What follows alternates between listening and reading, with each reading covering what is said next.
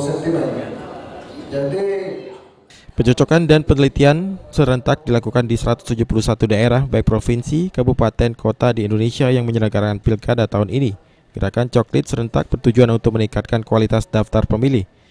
Petugas pemuktahiran daftar pemilih PPDP pada waktu yang bersamaan langsung mendatangi rumah-rumah pemilih. Setiap PPDP diwajibkan mendatangi minimal 5 rumah di wilayah masing-masing.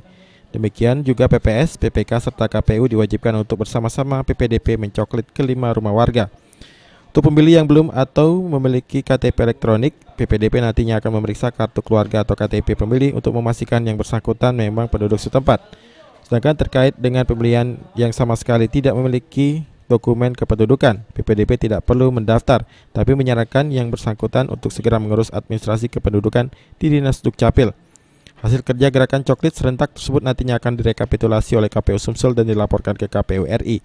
Menurut Ketua KPU Sumsel Aspani, pada 10 hari pertama gerakan coklit serentak, KPU Sumsel baru melakukan pendataan 30% data pemilih dari data yang sudah dikirim oleh kabupaten kota.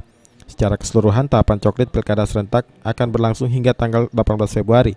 Setelah itu hasil coklit akan direkapitulasi oleh panitia pemungutan suara dan ditetapkan menjadi daftar pemilih sementara pilkada.